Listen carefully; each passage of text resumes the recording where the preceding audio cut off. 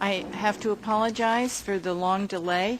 We had hoped that by trying to split up what's normally a huge, lengthy Monday, we could stay on schedule a little bit better and start and end on a more timely basis, but obviously that was not successful today, so we'll see where we go. Any public comments that I'm aware of? Any comments from the public? Okay. You have one or two, Sandra and Reverend Graham, I think. Sandra?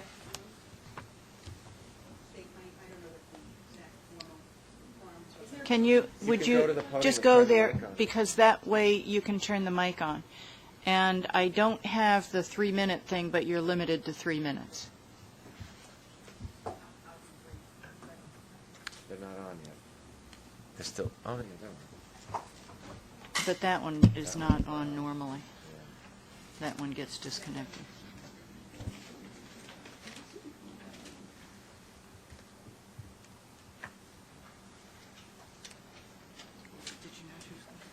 Yeah, I did.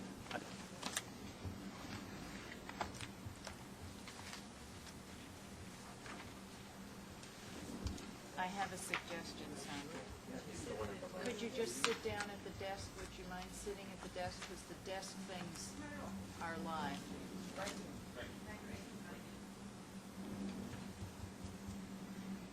It's not live. It wasn't either. Is that live? No, it's not live. Lamont, Speak is loud, your mic- Sandra. Here, why don't you come to this one?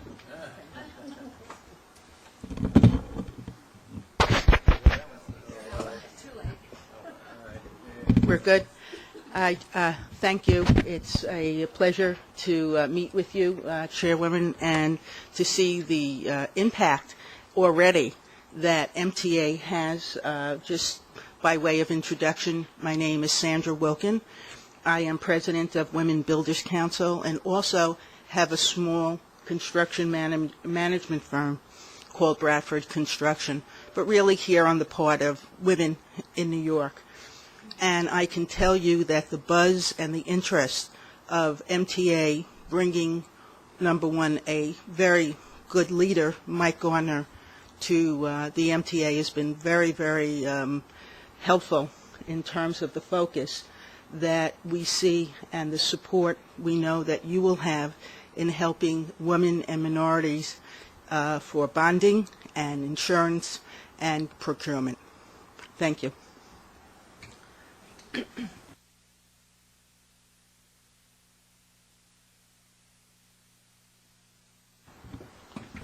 Good afternoon.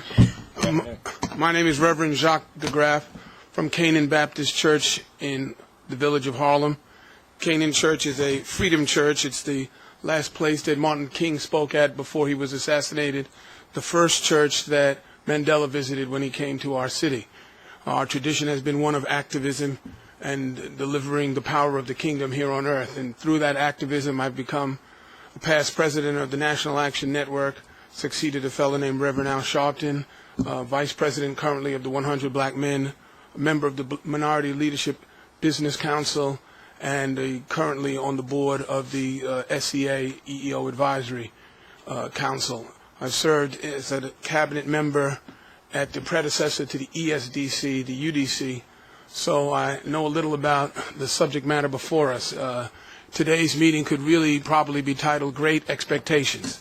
The city of New York is concerned about transit and consumed at the moment with the price of tolls and fares, but in our communities, our young people are hurting, our businesses are hurting even greater than the economic calamity that has befallen the country.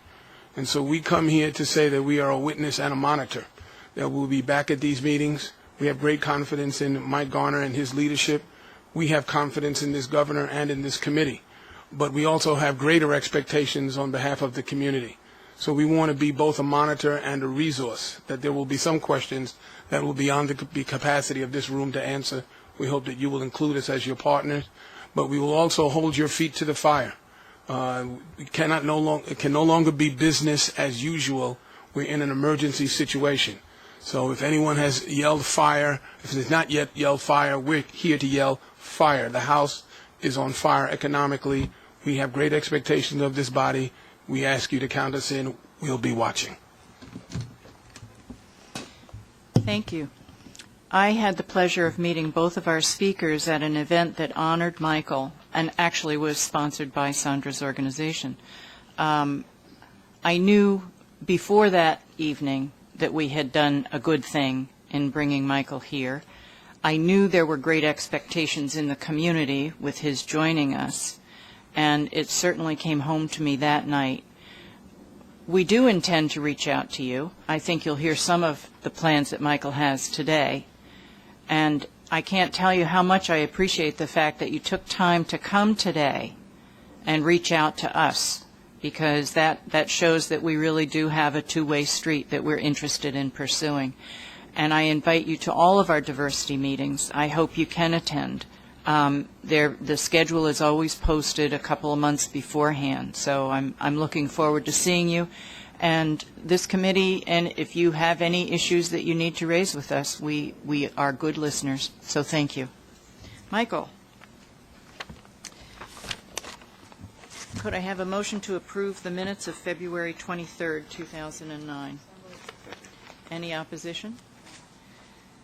Minutes are approved.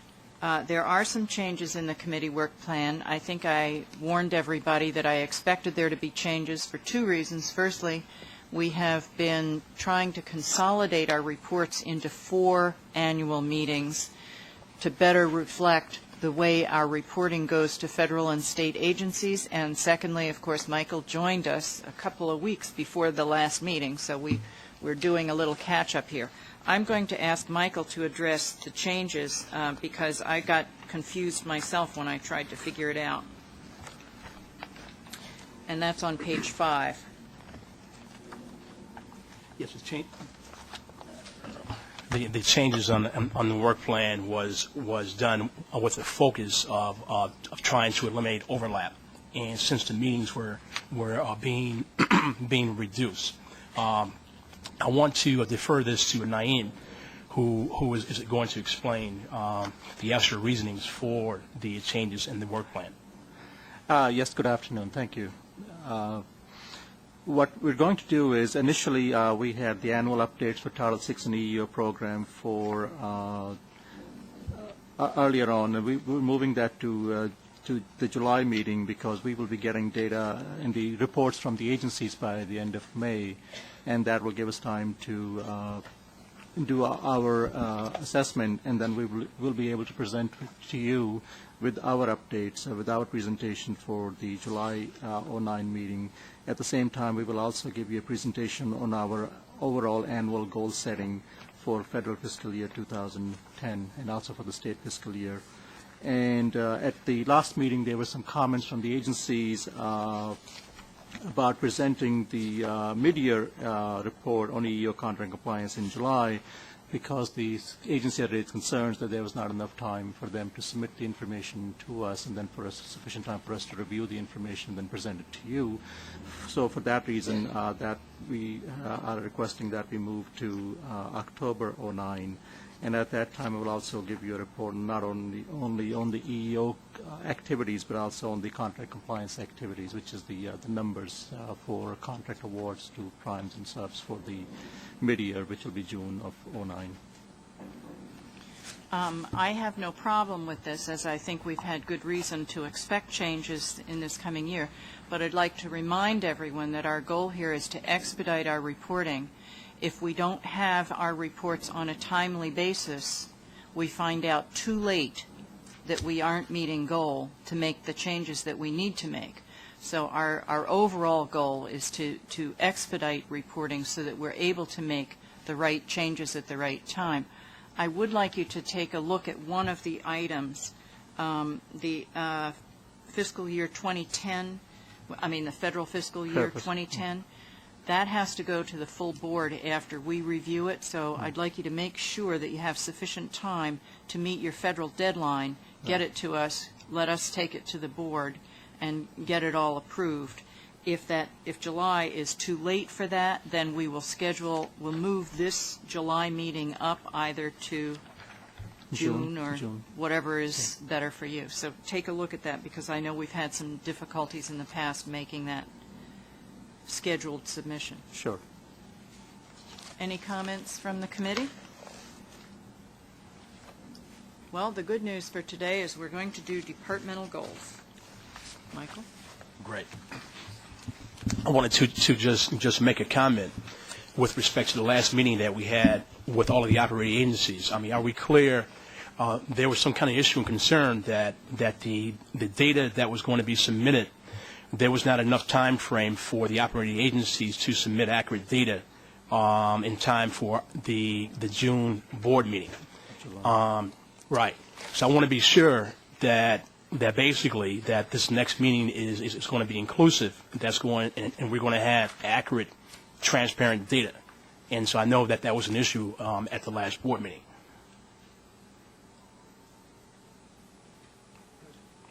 Okay. All right. Thanks. Sounds like you have agreement. Right. Good. Goals. You know, this is my ninth week here, and it seems like it's been 9 years already. But it's a great thing, and I'm very antsy to get started. When we reviewed the numbers from last year, $7.4 billion in contract awards and $272 million went to MTA certified qualified MWDBEs, and that's about 4.5%. That tells me that there is not a real focus on this area, and I want to promise you that next year this time we will not be sitting here having this conversation about true MWDB inclusion at the MTA. I am meeting with all of the operating presidents, and then I'm going to brief Lee on some thoughts and recommendations as to what we can do to improve this going forward.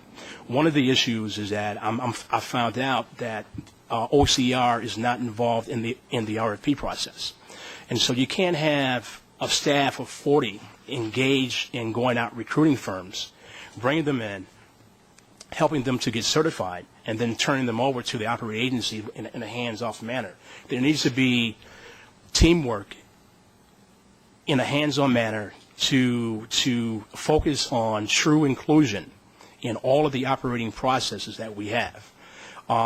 Some of the operating presidents are for it, some are against it. Lee has assured both Susan and I that he's going to do everything that he can to basically ensure that all of the operating agencies buy in to the goals and our concept that we are trying to achieve here. And so I promise you, this time next year, we will not be having the same conversation.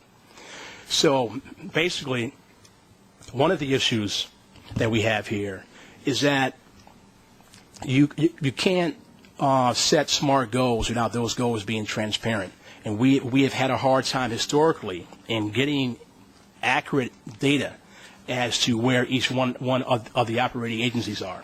And so we are planning by January to have a system in place that's going to allow firms to submit their DBE certs online to track MWDBE subcontracting at all of the operating agencies for every prime contractor, and to monitor those firms going forth with MWDBE in inclusion. And so we are in the final round of in fact listening to 2 vendors, and we are going to make an award based upon which system achieves our short-term goals and our long-term goals. The next item is the training program. We've had a prep program, but I don't think that the prep program did an effective job of teaching firms how to do business the MTA way. For example, firms that we recruit should understand how to do business here at the MTA. That's one. 2, once they have a contract, these firms should basically know and understand how to finish our projects safely, timely, and on budget. And so going forth, this training program, which is going to be unveiled in September, is going to teach our firms how to finish our contracts safely, timely, and on budget, and how to do business the MTA way. That's geared, and that will be up and operating on 12 Saturdays starting in September. The next item is to bring a SCA-type mentor program here to the MTA. Hillary Ring, Michelle Martu, and I, we are currently working with Keith Wright, who is in the State Assembly, who is going to sponsor this bill that gives the MTA the right to, one, pre-qualify firms, and then two, embark on a mentor-type program. That same bill is going to be sponsored by Malcolm Smith in the State Senate. And so I am very, very, very optimistic that in January that we will unveil the MTA's mentor program. Is there any funding associated with that, or is this going to be out of our budget? Both. We are talking to Keith Wright right now to basically see if State Assembly will be willing to fund some of the cost and some of the projects. And once our new 5-year capital plan is approved, the projects will be taken out of our next 5-year capital plan. And the goal here is essentially to ensure that firms who have historically been shut out of the process now will have an opportunity to bid and learn and earn at the same time, and ensuring via a CM firm that's going to be responsible for serving as our agent to ensure that those projects are finished safely, timely, and on budget, and pay a fee if they need to mentor these firms also as well. Also, some of you, when we were in Albany, met Keith Wright. We didn't meet with him in his office. We actually passed him in the hallway and collared him and made sure that he was carrying the legislation for us, which he is doing, and he seems to understand our funding issue as well. So my hopes are there. He definitely understands. Yes, he comes from transit. And he was actually, at one point, worked for one of the board members, not after transit or before, I don't even know where, but he did work for a board member in a legal firm. The next item is a surety bonding program. If you look at the landscape, the impediments that prevent qualified minority-owned firms from engaging in the process is the lack of effective training, the lack of access to capital, and the lack of access to bonding. And so we've met with our OSIP consultant, the Owners Insured program here, Marsh, and we are currently waiting for them to get back to us with an outline as to what a MTA bonding assistance program is going to look like. And so we met with them about 2 weeks ago. The same thing with the banking program. Model after the SCA's program, we will go out via a RFP to retain the services of a bank who will manage a MTA small business loan program. And that program, the goal of that program is to build firms up to the point, once they graduate from the actual mentor program, that they graduate with the right skill set, bonding, capital.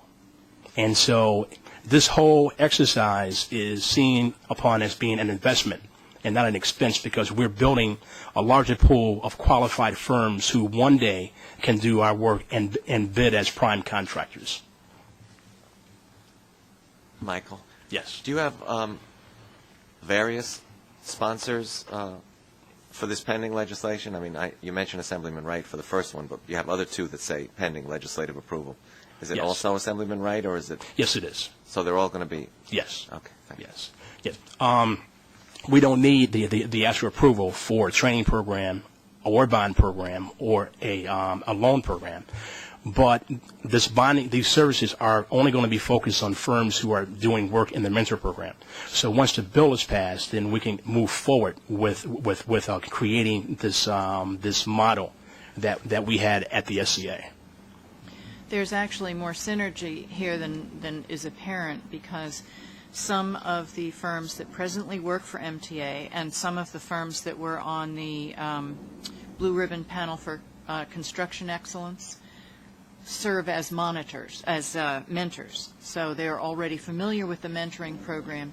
I've already spoken to some of them about how we really want them to be involved in our mentoring program. They're more than happy. They think this is a good thing because it helps them have a greater pool of minority subcontractors. So it's a win-win, and it works. The next item is that, and you will see in the back pages here, that we wanted to segregate in a transparent manner what all of the operating agencies were in fact doing with respect to MWDB inclusion. And so we will review each one of the agencies.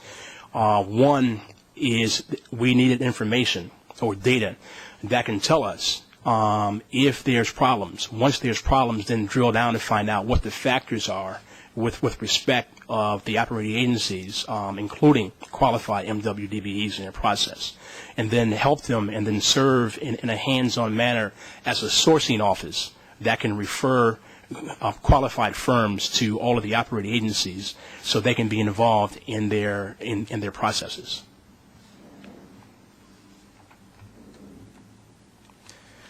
The next three items I'm going to defer to Naeem to talk about the FTA and Title VI and what have you.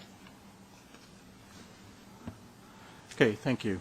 The next three items talk about our Title VI program, that there was a federal Title VI circular, which is the Title VI guideline provided by the Federal Transit Administration, and what we'll be giving you a presentation in the future on our Title VI program updates, but what we are doing now is revising our program and to make sure that they are in compliance with the required Title VI circular. We also continue to monitor and support the EEO program goals and policies, and that's another. In the future, we will be giving you a presentation on our assessment of the MTA's EEO program and as well as the EEO annual programs of its agencies.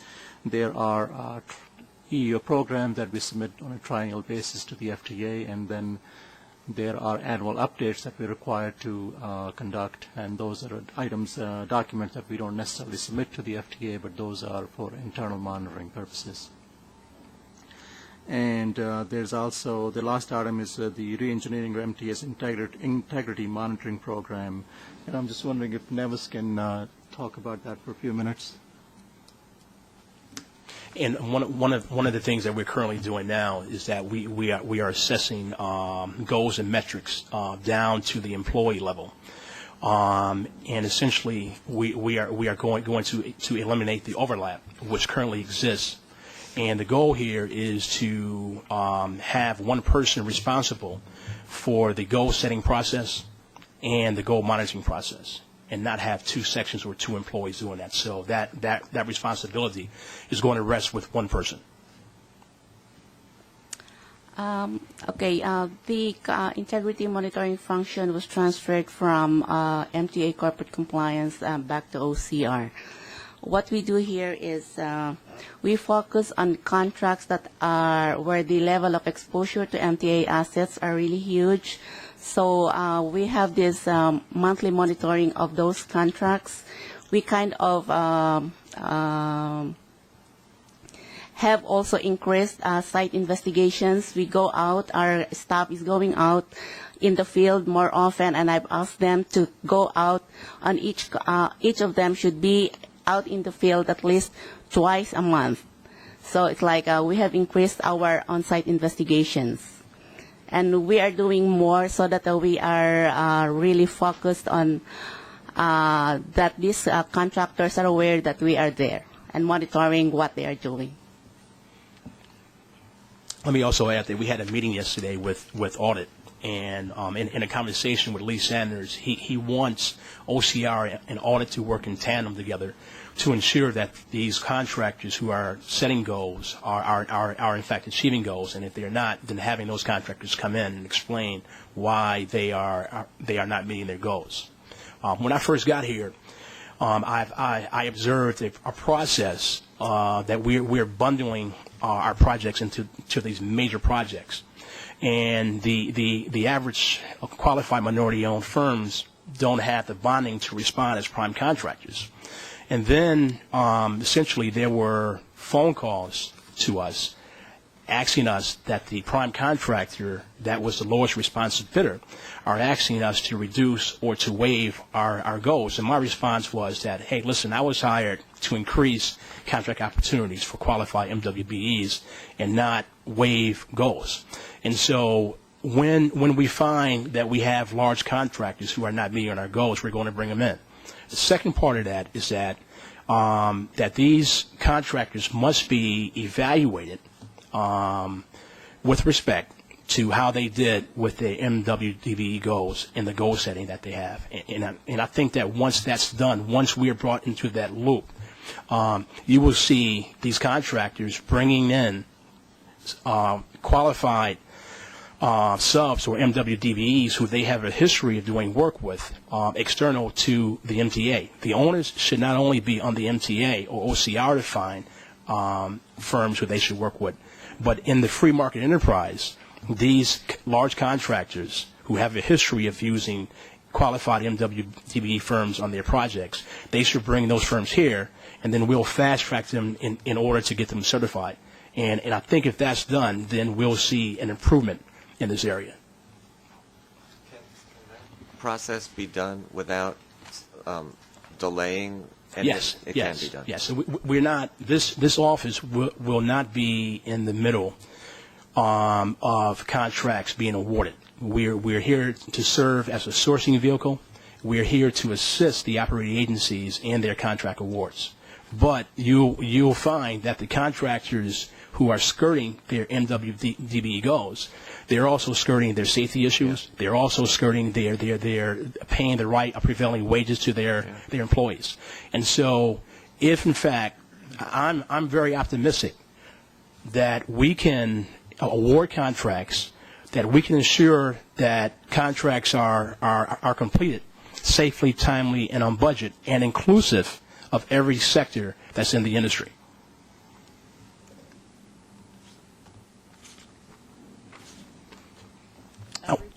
Yes, outreach. Good afternoon. As you're aware, the outreach program is a recurring agenda, so I have probably mentioned some of the events that are listed on here before. I'll just give you a little bit of update, some of them that we have attended, and I will just provide you a review on them moving forward.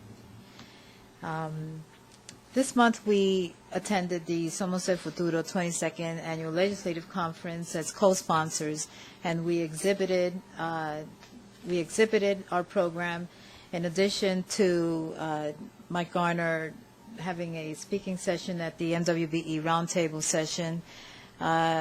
We attended several workshops there, and in closing, MTA took the lead on emceeing the networking awards presentation at the end of the conference.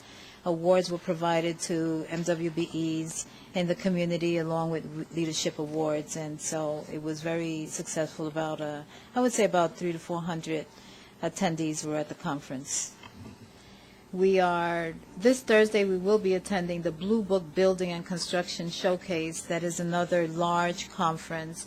The Blue Book is, if you're not aware, it's a book that holds subcontractors and suppliers.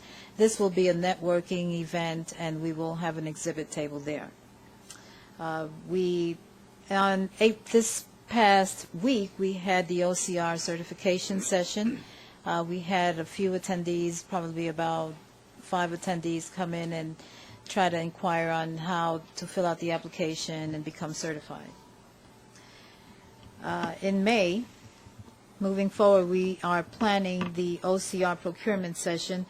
As in the past, we have always highlighted several agencies during the year, and next month we will be highlighting M&R and Long Island Railroad. Where are you going to do that? We usually have them at 2 Broadway. We always have them at 2 Broadway, 20th floor conference room. And I believe the date is going to be on May 14th. What you also do not see here is that as the year goes on, we get invited to different events that are planned throughout the years from different agencies and organizations. And there are 2 additions to May. On May 12th, we have been invited to do a presentation at Yonkers. I don't know if you're aware, but there is a Yonkers Business Week that takes place in May, and we will be having a presentation, MTA Takes the Lead on Doing Business. We will also sit on a panel. Yonkers Business Week has invited several city and state agencies and organizations to talk about doing business with their agencies, and we will also participate in that also. If you look at June, the first event that we have there is the GSA Small Business Exhibition Fair, which we go to every year. That has been moved over to May. They have now scheduled it for May 28th. So, moving forward, in June, we plan on attending, on June 5th, there is the Queens Annual Business and Procurement Expo, along with the annual New Jersey Small Business Development Center. We usually cross over to New Jersey whenever NJ Transit is involved, and several other organizations that we believe and have proven to become certifiable with us. We also have the New York Power Authority Purchasing Exchange, which is scheduled for June 18th.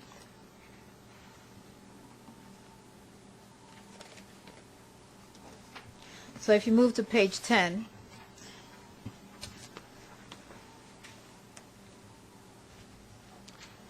on the agenda we have the schedule of 2009 agency-wide diversity program. And before I start with this program, I did want to introduce Liz Jorge, who is here representing MTA Bus Diversity Committee.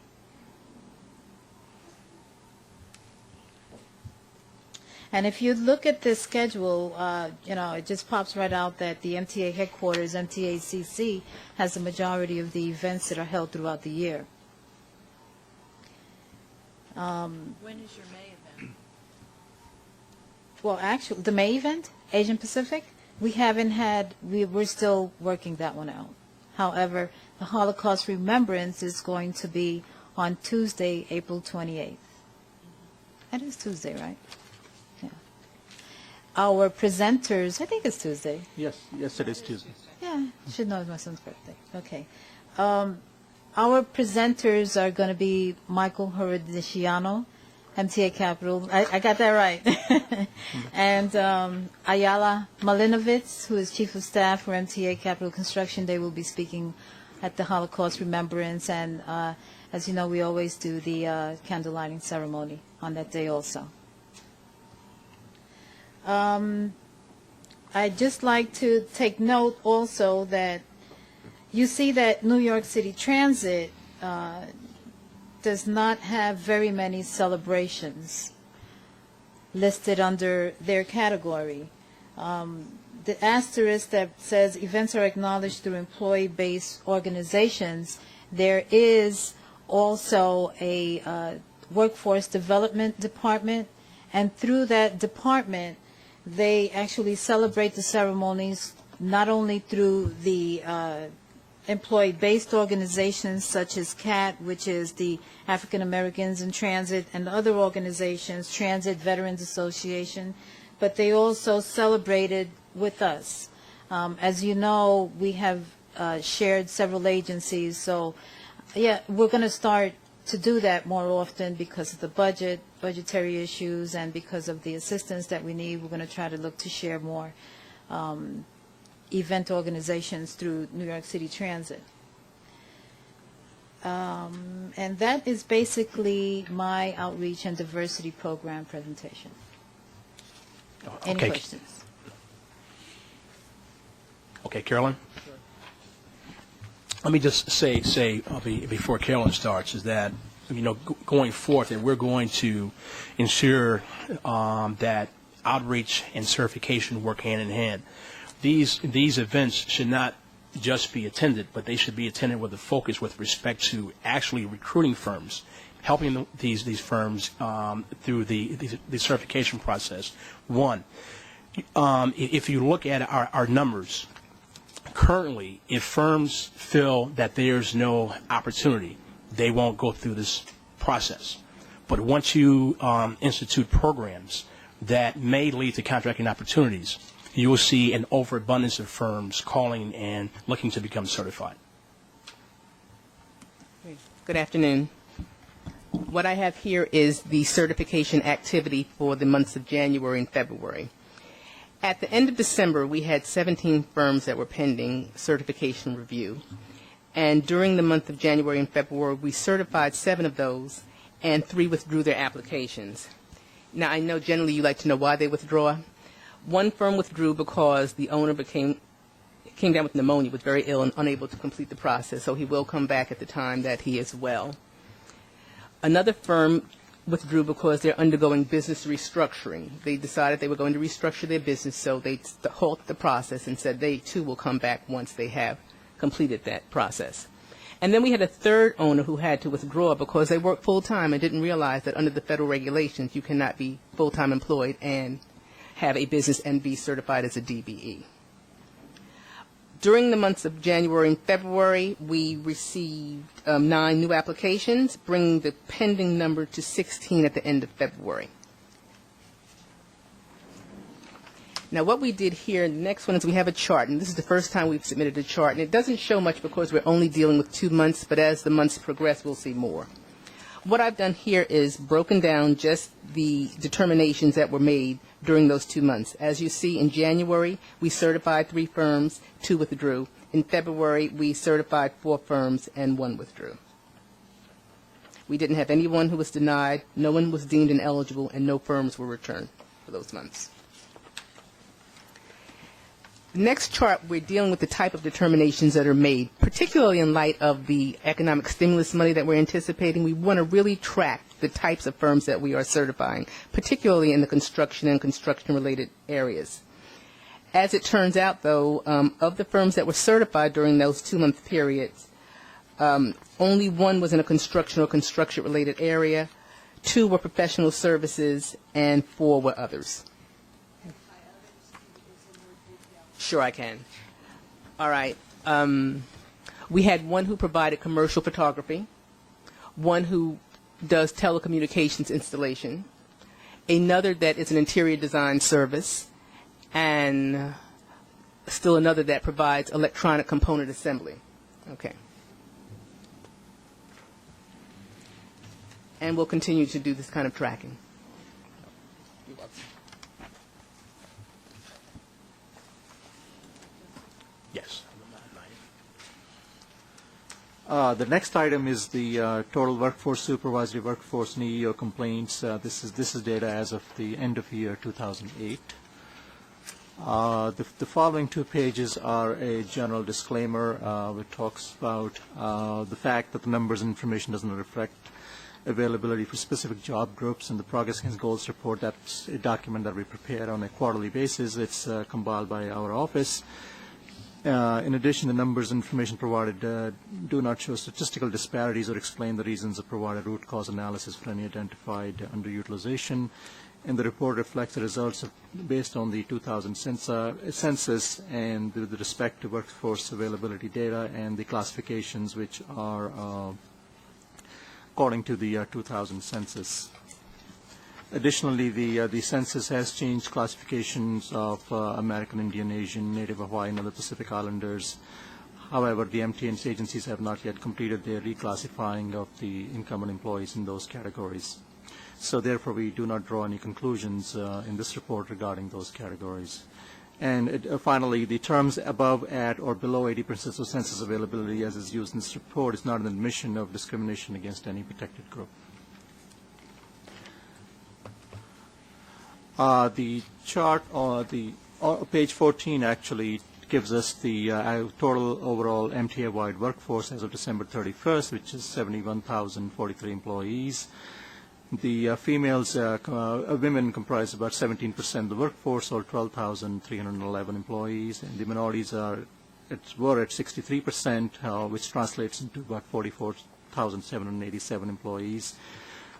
All minority groups met or exceeded the 80% of census availability, with the exception of women and employees who are identified as other, and they continue to be below 80% of census availability. Page 15 shows the same information in a bar graph.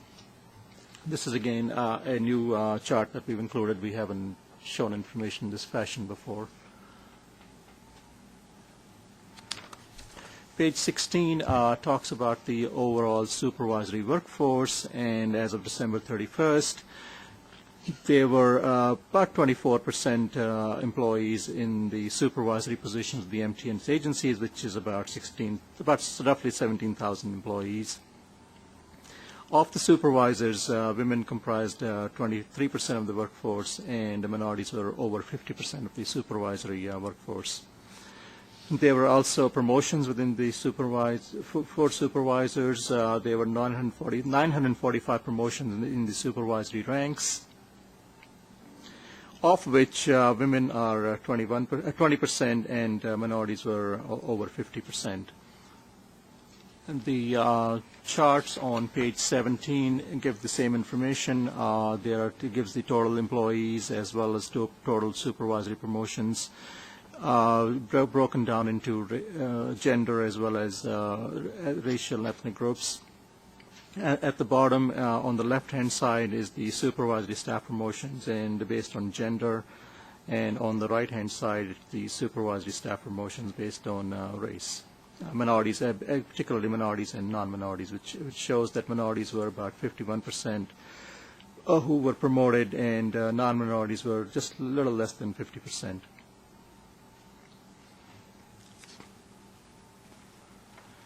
Page 18 talks about the external and internal EEO complaints handled by the MTA and its agencies.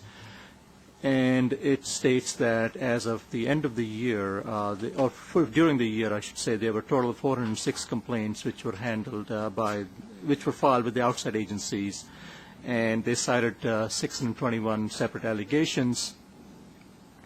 And the reason for that is that one complaint often may cite more than one basis for discrimination. One may contain more than one basis for allegation. And the breakdown is as follows. The race and color was 21% of the complaints alleged discrimination based on race and color. 23% alleged disability discrimination, and other types of discriminations amounted to about 25% of the complaints.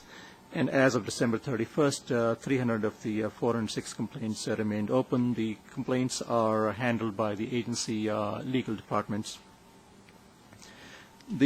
At the bottom of the page is the EEO internal complaints, which are handled by the MTA and its agencies' EEO offices. And for the 2008 year, there were 160 internal complaints. Again, the breakdown is race about 28%, sexual harassment 18%. Those are the most frequently cited allegations in the complaints. As of December 31st, 76 of the 160 internal complaints were still open. Page 19 gives the same data in more detailed format, and as I said on the top is the external complaints which are filed with the outside anti-discrimination agencies, and the bottom is the internal complaints which are handled by the EEO offices of the respective agencies. Now, I'm going to say something that I do not want you to react to and do immediately, but I haven't really seen, and I've tried to look back at other years' data to try to determine whether we have a trend going or not. So I'm not asking you to bring me that. We've got other more important things to do. But eventually I'd like to see what the trend is through time, whether we are expanding our complaints or whether they're contracting, or are they different in character than they were in the past. And as I say, I don't want an immediate response. I'd like us to finish what I consider to be very aggressive goals that we've got set for this year. But put that in the back of your mind. I'm going to ask you soon. Would you like me to submit that separately, not as part of the committee agenda, but as a separate item? That's fine. Okay. Yeah, I just don't want to take us off task because I think we've got a plate of tasks that's significant and will get us where we want to be. And I don't want this to be a distraction. I mean, I have some data, but would you like me to give it to you now, or? No, we'll do it later. Right, we'll submit it later. Thank you.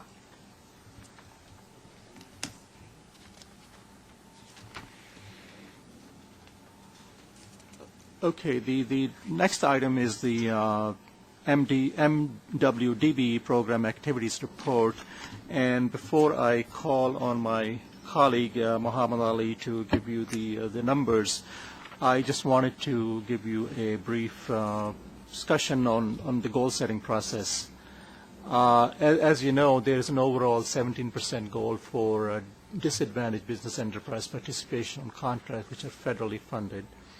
And when I say federally funded, that it means is that part of the funding or all of the funding is federal, or some contracts may have a combination of federal and non-federal funding. But if there's any federal funding involved, then those contracts are governed by the federal program, federal regulations, and so the goal that we set, and that it remains the goal, is the 17% for overall participation on contracts which are federally funded.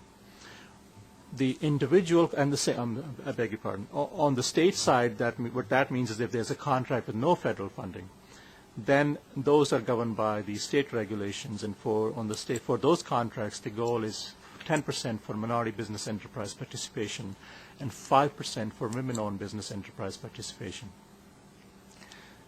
The contract managers in our office set goals on individual contracts. And I have my colleague, Cheryl George, she will briefly describe to you how how we set goals on individual contracts.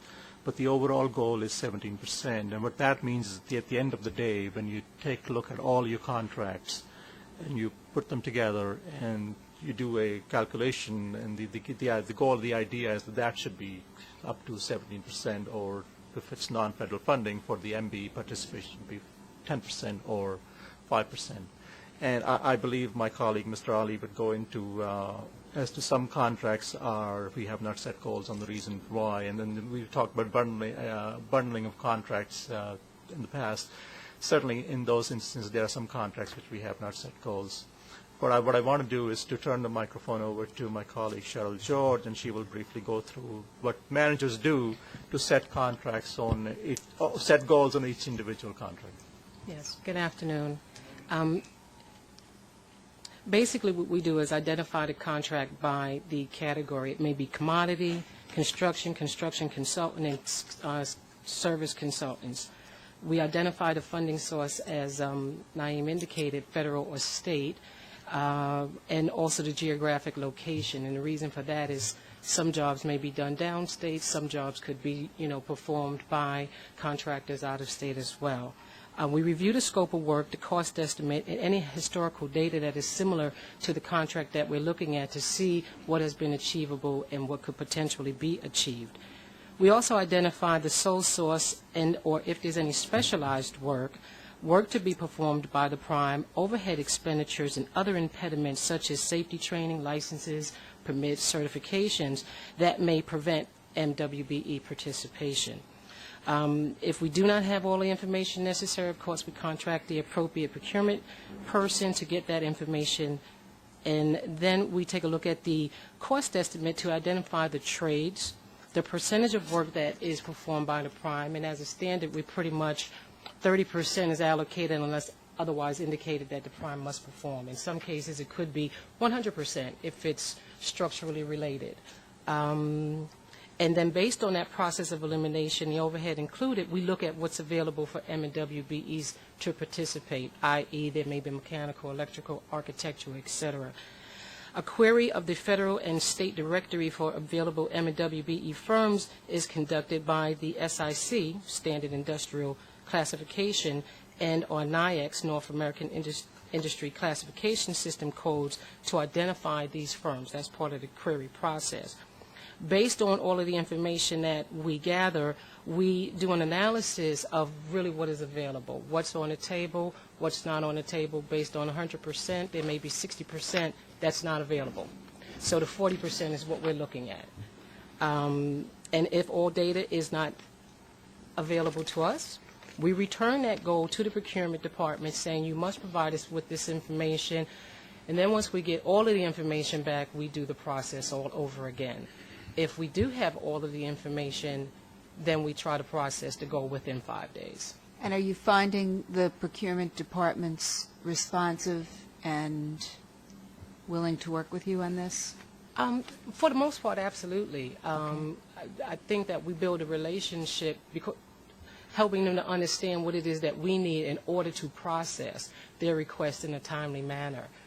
Naturally, there is some frustration, but we get around that. We generally don't have a problem with them. what is the time frame of the goal-setting process? Well, the time frame is 5 days. There is some instances where it might, go over, but pretty much we try to factor in our processing time and the time that it's going to be signed off by Naeem, so that, because, it has to hit the street, and so we try to work within a time frame that the procurement manager has put this on the street.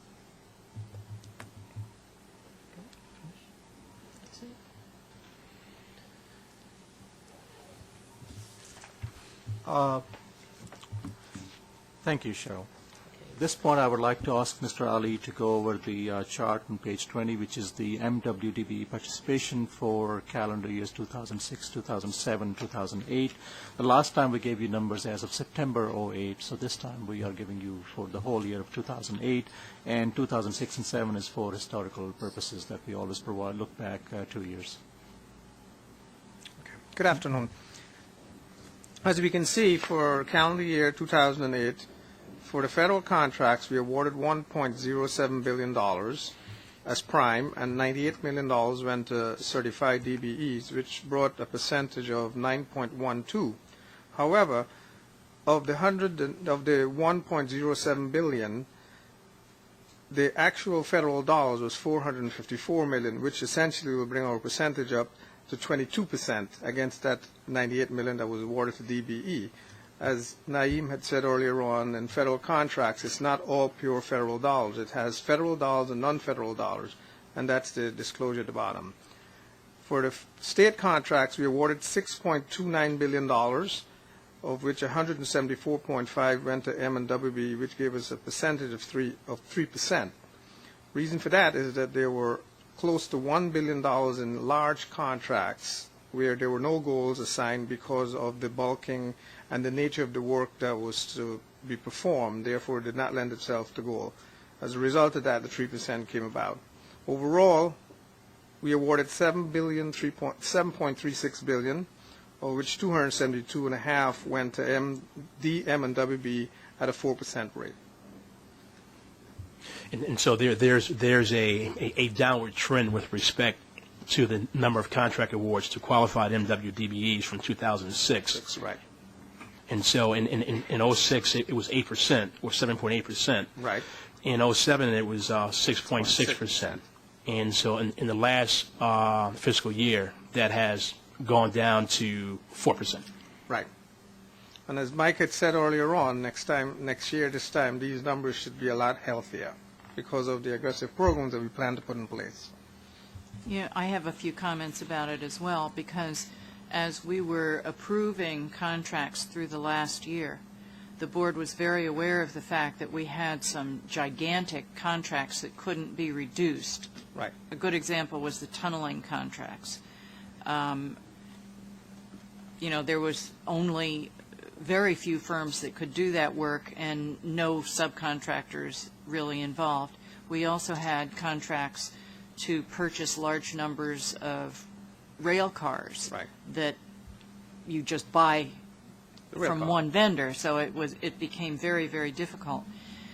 There was an effort made by the staff to try to help us understand how dividing some of our bigger contracts up might allow for more contracting, because we had the concern that the mega projects, particularly in capital construction, may be skewing the results.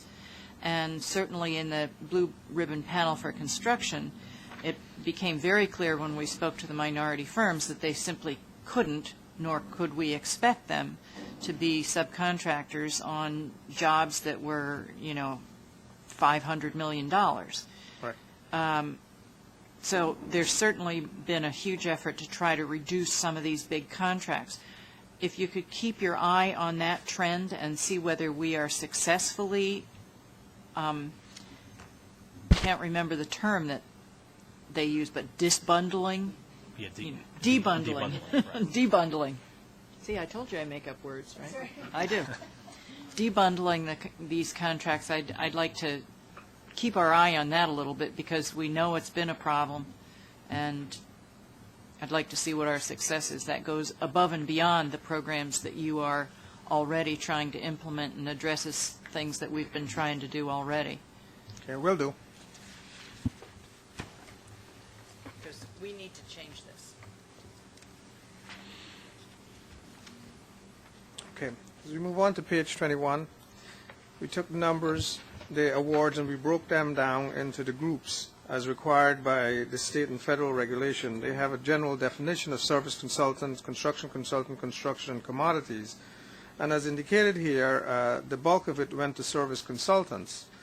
Some of the items in service consultants, because of the definition requirement, should rightly not be there, but because of the definition. For example, we have items like tree removal, landscaping, carpet cleaning, window washing, waste disposal, travel, janitorial services, cable TV services, that is classified as service consultant, when in theory consultant is not exactly the services that's being offered here. But because they're bulked in that group, it appears that the numbers are much higher. In other words, we're not paying for people to give us ideas, we're paying for actual work. And they're classified into this group. Right, and because this that's is what done according to the federal requirements for classifications. Right. These are the same classifications that Cheryl spoke to us about in terms of Absolutely. goal setting. Right. But they're different than the thing that's confusing to the board is they're different than the classifications that we see back on page 13 for the certifications. The certification categories that Carolyn spoke to us about Well, are different. These classifications are based on what the state requires. When Yeah. we do our federal or state report, they require specifically how much is awarded in service consultant, construction consultants, and so on. And the MTA certification process is a federal process Right. and not a state process. Yeah, you are always juggling between the two. It's got to be difficult. Yeah, absolutely. But it's confusing for the committee if we're not sure which one it is that you're dealing with at the time. Well, this combines both federal and state. Okay. As we move to the page 22, what we did is we broke down those awards by the various group. And again, this is based on the state and the federal put together. And it shows that non-minority WB got $90 million, 90.952. Black Americans got $66 million. Asian got $51 million, and Asians were divided into two groups, Asian Pacific Americans and Asian with Indian subcontinent background. Hispanic American got $40 million, Native American got $17 million, and a small $90,000 went to others, as defined by the federal regulation. And generally, the understanding of others is people or companies that are owned with people of mixed races. But that's self-selected, isn't it? Yes. Okay, I have a question. If you have a minority woman, does she self-select which category she goes into? In the state program, she can, because the state do offer a dual certification. You could either be an M or W. And in some instances, you have the same company appearing on the one contract as an M and then another contract as a W because the state allowed dual certification. Just confusing. It may elevate the number of WBE. Excuse me, it doesn't, it's not a double count because one of the processes we do after we set a goal is a bid evaluation. So let's say, for instance, Naeem is the projected contractor. He now has to send us his utilization plan to say, I'm going to use this DBE firm if it's federally funded, or I'm going to use this M or WBE firm if it's state funded. So when we get that plan, it has to be one or the other, either a WBE or an MBE for utilization purposes. For that specific contract. But that same company could show up 6 months from now and show up as a WBE if originally they were an MBE because they may choose to do so to fulfill the goal. So, but I'm not clear now. I'm not clear now. So, in the counting of this data, if a firm is certified in both categories, we're only counting it once, or we're counting it twice. Well, it depends on how they're classified. You may have one firm, ABC company, and when the year-end count, if they showed up as an MB, they'll be classified as an M. If in another contract they're a W, they're classified as a W, even though they're the same name. Because these are contracts, so one Right. person can be in. Right. Both. Right. Okay. Now we go to page 23. And this was done on page 23 for the sake of transparency and highlighting what every agency is doing. And so it's going to be used as a very valuable tool. So if we see one agency with a low inclusion of qualified MWDB firms, then we should find out why and what the reasons are, and work with that agency to improve those numbers over a period of time. How often a time does it happen that the contract calls for a specialty that we simply cannot find a minority contractor possessing that specialty? Is that a big part of it, small part of it? I would say it's a big part of it. A big part of it. I mean, there's just certain things that we buy, which if you look at the external supply of qualified MWDBEs, they're just not there, and so that's when the goal setting process and the waiver process comes into play. Okay.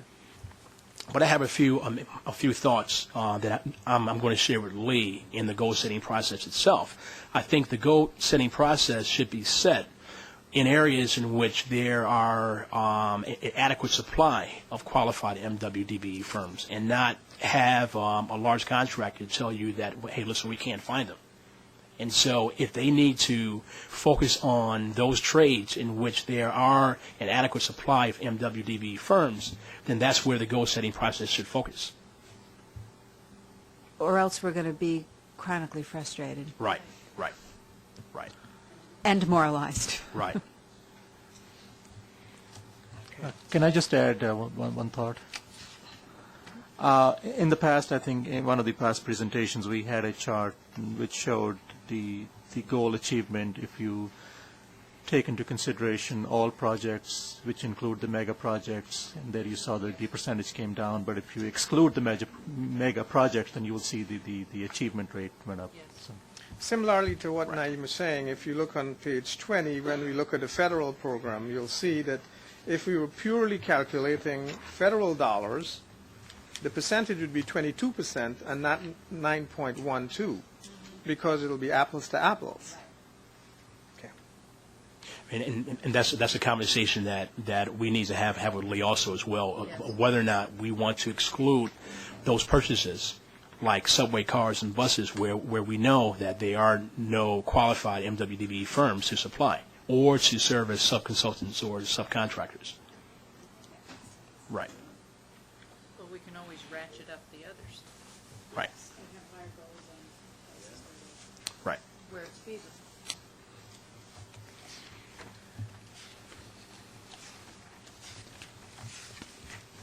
Okay.